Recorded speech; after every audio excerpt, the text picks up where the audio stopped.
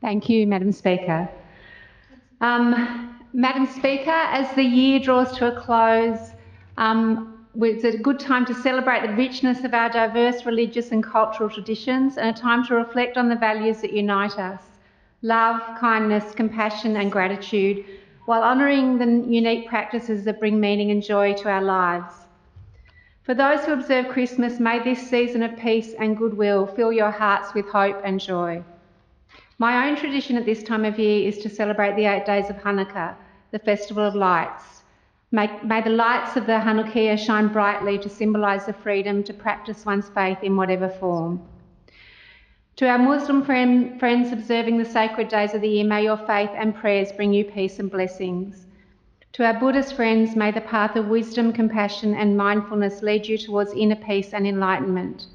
And to our Sikh friends, may the spirit of Seva, selfless service, humility and the teachings of the Gurus guide you towards a year filled with love, unity and compassion for all.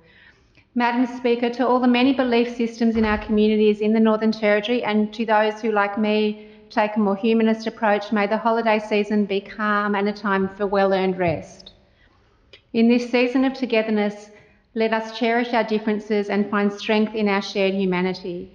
And here's to a new year filled with understanding, compassion and unity across all cultures and beliefs.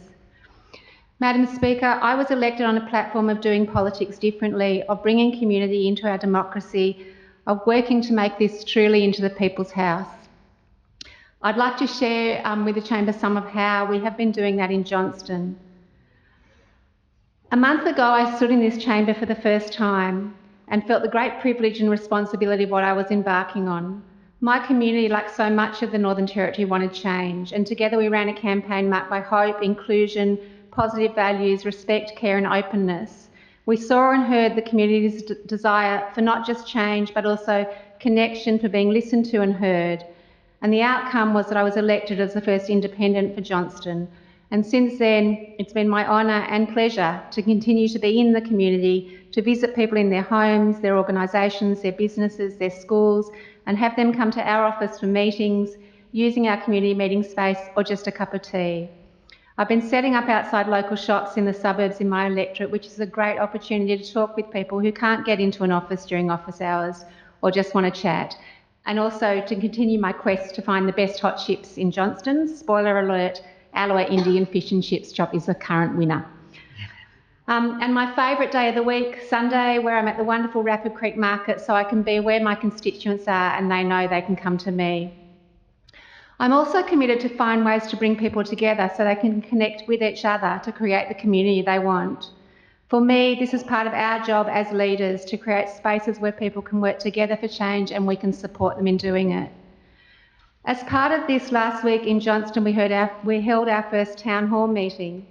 People came from across the electorate and spoke to me and each other about their concerns for their community, which included their disappointment with no underground power and their fears for this next cyclone season, the lack of funding for public schools, and the fact that there is no community space, indoor community space for people in my electorate to come together. They also talked about the strengths of and their love for our community and its resources. The inspiring jingly water gardens, the still wild and beautiful Gurumbai Rapid Creek that runs through the middle of our electorate and is flowing clear and fast after the last few days' rains. The amazing fresh food from the markets, our community gardens and school gardens. But almost everyone said they'd come because they felt disillusioned with politics. They felt disheartened by the lack of consultation with community, by what they saw as the abuse of power that we see in politics in the NT, by the glaring risks of corruption posed by the Territory Coordinator, by human rights abuses allowed by the CLP lowering the age of criminal responsibility. And they came because they felt hopeful that there could be change and that we can find ways to do things better. People said to me that that means doing things better in the community so we can feel safe, connected and able to build the futures we want. And they also said it means our leaders doing things better, including here in this chamber.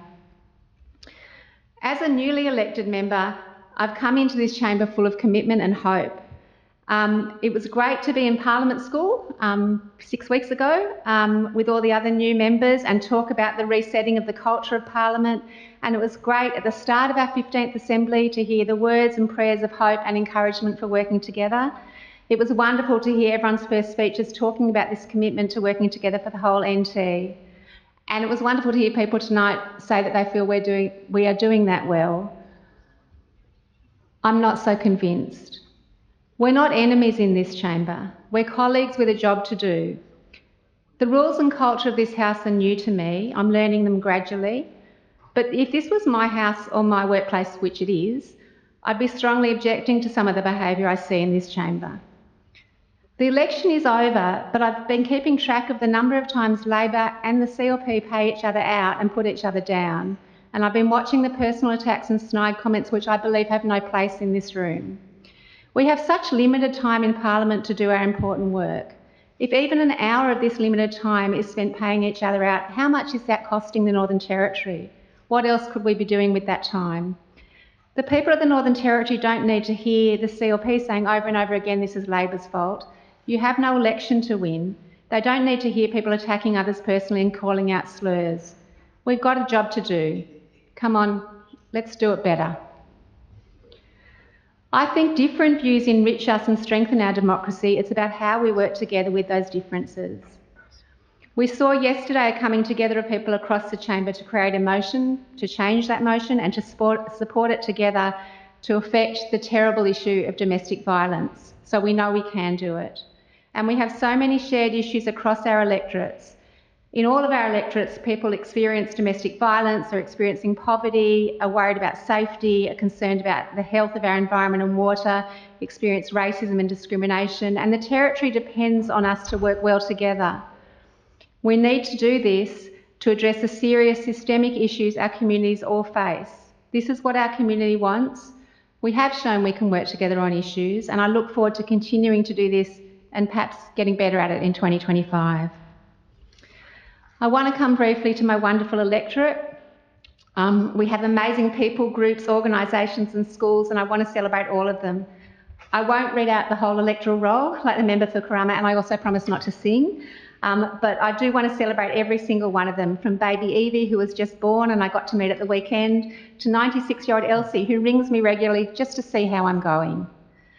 I love attending school events and assemblies, from the crazy hair day at Nemaluk School, some therapeutic weeding at the amazing Allua School Farm, the Jingly Jiggle, Milner School's parent literacy program, Moyle Assembly, where we wish good morning in at least 15 different languages, Casuarina Senior College's beautiful graduation ceremony, and most recently I was privileged to present graduating students at Jingly Primary School with their graduation certificates, which was especially meaningful to me to watch these young future leaders take their steps into the future, as my own children did from Jingly quite some years ago now.